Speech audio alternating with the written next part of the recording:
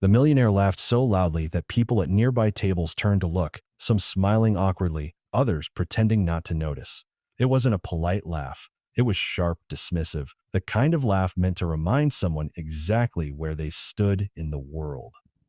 13-year-old Ethan Carter stood frozen in front of him, clutching a small, worn backpack to his chest, his knuckles white. The laugh echoed longer than it should have, and for a moment the entire coffee shop felt like it was holding its breath. Ethan had practiced this moment all night. He had gone over every word in his head while lying on a mattress on the floor of a cramped apartment he shared with his mother. He knew the odds were against him. He knew people like this man, wealthy, confident, surrounded by success, didn't usually listen to kids with thrift store shoes and nervous voices. Still, he hadn't expected to be laughed at. The man was Richard Holloway, a self-made tech millionaire whose face appeared regularly on business magazines and late-night interviews. He wore a tailored navy blue suit, the kind that probably cost more than Ethan's family spent on groceries in a month. Richard leaned back in his chair, shaking his head in disbelief. A smirk stuck to his face. "You want me to invest in an idea," Richard said, wiping a tear of amusement from the corner of his eye, "and you don't even have a phone newer than 10 years old?" Ethan swallowed hard. "It's not about the phone," he said quietly. "It's about the system." Richard chuckled again, louder this time. "A kid, systems are built by people with experience, degrees, teams, not by boys who walk in off the street."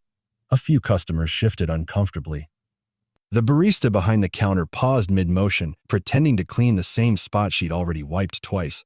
Ethan felt heat rush to his face, but he forced himself not to look down. His mother's voice echoed in his head. "If you walk away every time someone laughs, they win." Ethan Carter wasn't supposed to be here. Just 2 years earlier, his life looked nothing like this moment. Back then, he was just another kid in a struggling neighborhood outside Cleveland, Ohio. His father, Mark Carter, had been a factory worker, steady, reliable, and proud of providing for his family. But when the factory shut down, everything collapsed faster than anyone expected. Mark searched for work for months. Rejection after rejection chipped away at him. Bills piled up. Arguments filled the apartment late at night, voices hushed but tense. Then one winter morning, Mark left early for a job interview and never came back. His car was found 3 days later, abandoned near a highway rest stop. No note, no explanation, just silence. Ethan's world fractured that day. His mother, Linda Carter, did her best to hold things together. She worked double shifts at a nursing home, coming home exhausted, her eyes permanently rimmed with dark circles. She tried to smile for Ethan, tried to make things feel normal. But kids feel normal, but kids notice everything. Ethan noticed the overdue notices taped to the fridge. He noticed the way his mom stared at the front door sometimes, as if expecting Mark to walk back in. School became harder, not because Ethan wasn't smart, he was, but because his mind was always elsewhere. Teachers praised his intelligence but scolded his distraction. Classmates teased him for his old clothes and quiet nature. Ethan learned early how invisible someone could feel in a crowded room. One night, when the power went out again, Ethan sat by candlelight while his mother cried softly at the kitchen table. She didn't notice him watching. That was the night Ethan made a promise to himself. He didn't know how yet, but he was going to fix this. He was going to build something that mattered. Ethan turned to the one thing that never judged him, the local library. After school, while other kids went home or hung out, Ethan sat at public computers, teaching himself coding through free tutorials and borrowed books. He learned how systems worked, how small inefficiencies multiplied into big problems. He learned about logistics, supply chains, and how technology could simplify everyday struggles. What caught his attention most were stories about food waste, restaurants throwing out perfectly good meals, grocery stores discarding produce because it wasn't pretty enough. Meanwhile, families like his went to bed hungry. The imbalance made no sense to him. That's when the idea formed. Ethan began sketching a simple platform, something that could connect local restaurants and stores with shelters, food banks, and low-income families in real time. No complicated contracts, no expensive infrastructure, just a smart, efficient system that reduced waste and fed people. He worked on it for months, refining the concept, drawing diagrams in notebooks, salvaged from the school's recycling bin. He tested rough versions at the library, building a basic prototype using outdated computers. It wasn't pretty, but it worked.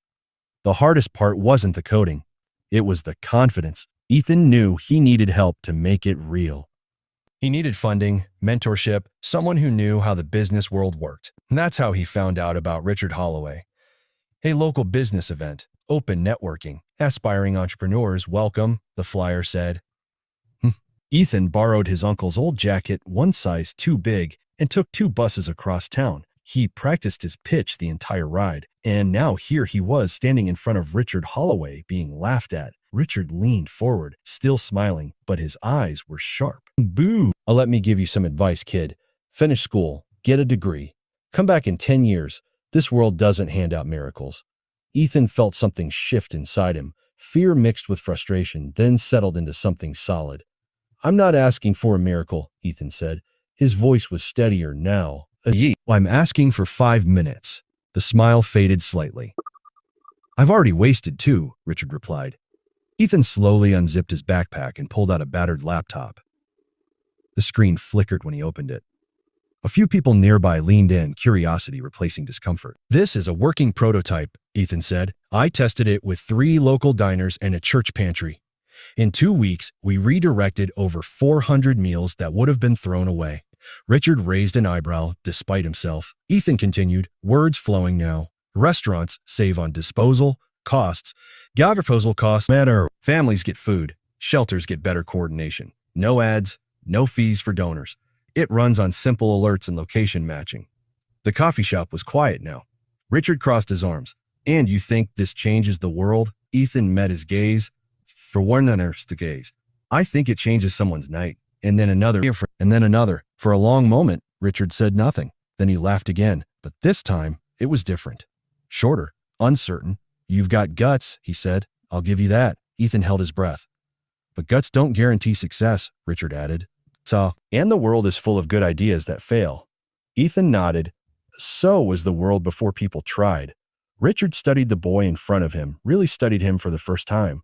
The worn shoes, the nervous hands, the fire in his eyes. I'm not investing, Richard said finally. The weight of those words hit Ethan like a punch. But Richard continued, standing up, I'll do something else. I'll introduce you to people who will tear your idea apart. If it survives that, then maybe, just maybe, you're onto something. Ethan didn't smile. He just nodded, eyes shining. As Richard walked away, the barista leaned over the counter and whispered, Good luck, kid. Ethan packed his laptop, heart racing. He didn't know if he'd won or lost, but he knew one thing. The millionaire had laughed. And for the first time, Ethan realized the laugh didn't matter. The first meeting Richard arranged nearly crushed Ethan. 5 adults sat around a glass conference table, each with a tablet or a laptop open, eyes sharp, expressions unreadable. They were investors, nonprofit managers, logistics consultants, people who spoke in acronyms and metrics. Ethan stood at the end of the room, his backpack at his feet, palms sweating. They didn't laugh, they dissected. They questioned scalability, they questioned legal liability. They questioned data security, partnerships, sustainability. Every weakness Ethan hadn't thought of was exposed in minutes. His throat tightened as he tried to answer, sometimes stumbling, sometimes admitting he didn't know yet. At one point, a woman named Karen Morales leaned back in her chair and said, Your heart is in the right place, Ethan, but the real world is brutal. Ethan nodded. So was mine. The room went quiet. Over the next several weeks, Ethan attended more meetings like that one. Some were polite. Some were harsh. More than once, he went home and stared at the ceiling, wondering if Richard had been right all along. His mother noticed the exhaustion, the doubt creeping into his voice. One night, she sat beside him on the mattress and said, If this fails, I'm still proud of you. Ethan shook his head. It can't fail. Linda smiled sadly. Everything can. What matters is that you tried. That wasn't enough for Ethan. He refined the platform, addressing every criticism. He simplified the interface. He consulted free legal clinics about liability protections. So he reached out to community organizations himself, walking miles because he couldn't afford transit fares. Slowly, momentum built. A regional grocery chain agreed to pilot the system. Then a school district joined. Local news ran a short segment. The team builds tech to fight hunger. Donations followed. Richard Holloway watched from a distance. 6 months after that first laugh, Richard invited Ethan back to the same coffee shop. This time, Ethan didn't bring his backpack. He brought a folder. Richard didn't laugh this time at all. Why was wrong, Richard said after listening. Not about the difficulty, but about you. He slid a check across the table. Ethan stared at it, stunned. I'll consider this a seed, Richard added. The rest is up to you. Ethan looked up. Why? Richard paused. Because you reminded me why I started. Outside. Before I forgot. Years later, Ethan Carter stood on a stage in front of hundreds of people at a national innovation conference. The platform he built now operated in dozens of cities, redirecting millions of meals every year. Ethan smiled into the microphone. Someone once laughed at me, he said. Not because they were cruel, but because they'd forgotten what hope looks like. The audience was silent. If you're being laughed at, Ethan continued, it doesn't mean you're wrong. Sometimes it means you're early. The applause was thunderous, and somewhere in the crowd, Richard Holloway clapped the hardest of all.